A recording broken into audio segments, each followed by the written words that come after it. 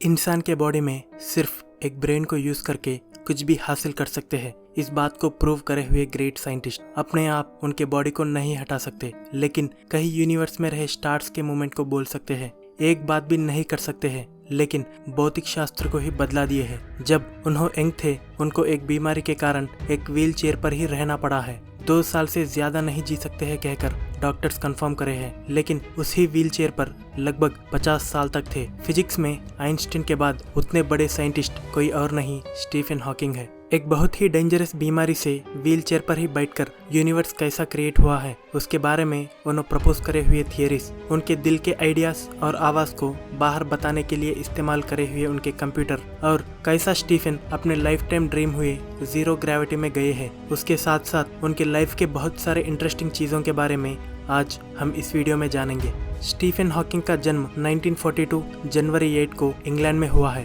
प्रमुख astronomer Galileo मर्के उस दिन से 300 साल पूरे हुए थे। उन्होंने बचपन से ही पढ़ाई में पीछे थे, लेकिन कंप्यूटर और वीडियो गेम्स जैसे इलेक्ट्रॉनिक डिवाइसेस से बहुत सारे एक्सपेरिमेंट्स करते थे। उसके साथ साथ साइंस पर बहुत इंटरेस्ट बताते थे। उसीलिए सभी लोग स्टीफन हॉकिंग को बचपन में आइंस्टीन कहकर बुलाते थे, लेकिन सच में आइंस्टीन जैसे होते इस बात कोई भी एक्सपेक्ट नहीं करे थे। कॉलेज में ज्वाइन होते समय में उनके पिता स्टीफन को मेडिसिन लेने के लिए बोले हैं, लेकिन स्टीफन उनको पसंद रही कॉस्मोलॉजी पढ़ना समझ लिए थे। उस बात उनके फादर को कन्विंस करके कैम्ब्रिज यूनिवर्सिटी में ज्वाइन हुए हैं। यूनिवर्सिटी में पढ़ते समय में ही स्टीफन का हेल्थ खराब होना शुरू हुआ है। खाना खाने के लिए और शूज पहनने के लिए उनकी बॉडी सपोर्ट नहीं करती थी। उसी साल स्टीफन क्रिसमस के हॉलिडेज में घर को गए हैं। एक दिन घर में खाते वक्त स्टीफन हॉकिंग की बॉडी कंडीशन ऑब्जर्व करके उनके पेरेंट्स हॉस्पिटल ले गए हैं। जब उस हॉस्पिटल में करे हुए टेस्ट से उनको मोटर न्यूरॉन नाम का एक डेंजरस डिसीज है जैसा पता चला है।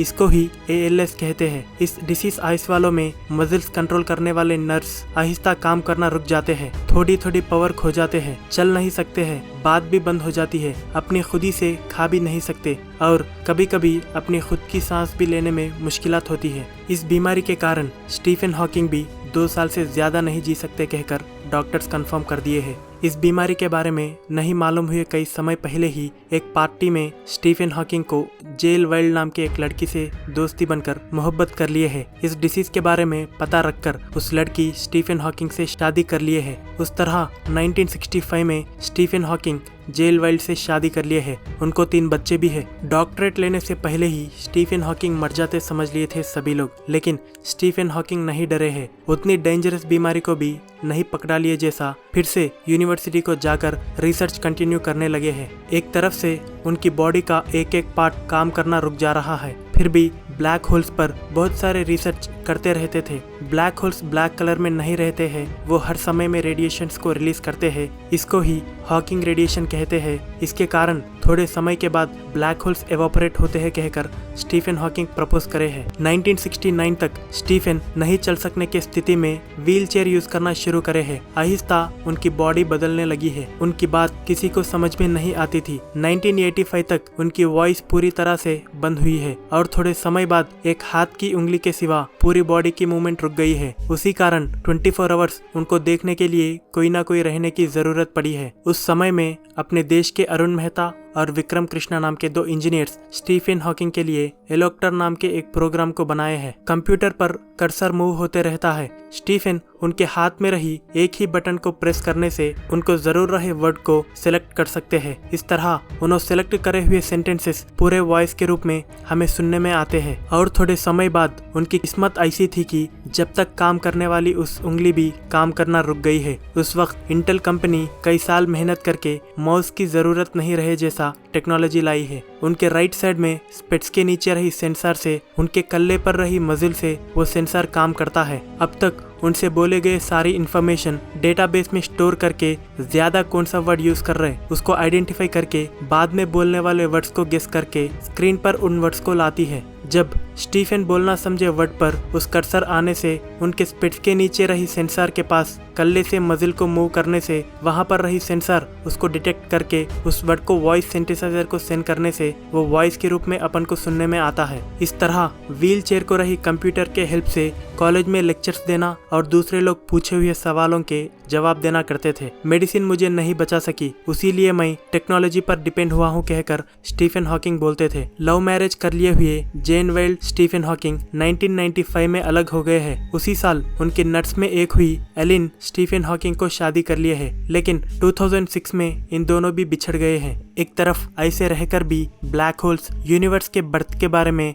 बहुत सारे रिसर्चेस करते थे, उस तरह उनसे लिखी गई बुक ये ब्रीफ ऑफ टाइम एक सेंसेशन हुई है। इस यूनिवर्स, गॉड और हमारे फ्यूचर के बारे में लिखी गई ये बुक रिलीज हुए थोड़े समय में ही कई मिलियन कॉपीज बिक चुके थे। 40 से ज्यादा लैंग्वेजेस में ट्रांसलेट होकर बेस्ट सेलर बन गई है और ये बुक सेलिंग्स में बनाई रिकॉर्ड के कारण गिनीज बुक रिकॉर्ड्स में प्लेस हुई है। इसके अलावा स्टीफन और 15 बुक्स भी लिखे हैं। Quantum theory, black holes, birth of universe के बारे में स्टीफन प्रपोज कर ये थियरीज पूरे फिजिक्स को बदला चुकी है। खास तौर से स्टीफन इस यूनिवर्स को चलाने वाले थियरीज पर रिसर्च करते थे और कैम्ब्रिज यूनिवर्सिटी में बहुत इंपॉर्टेंट हुई लुकासियन प्रोफेसर के पोजीशन में स्टीफन हॉकिंग 30 साल वर्क करे हैं। इसी यूनिवर्सिटी और उसी पोजीशन पर ग्रेविटी को इन्वेंट करे हुए न्यूटन भी 1669 में काम करे हैं। एक बार Cambridge university Stephen Hawking propose करे हुए प्रॉपर्टीज ऑफ एक्सपैंडिंग यूनिवर्स के नाम के आर्टिकल को अपने वेबसाइट पर रखी है, लेकिन सडनली बहुत सारे लोग उस वेबसाइट को ओपन करने से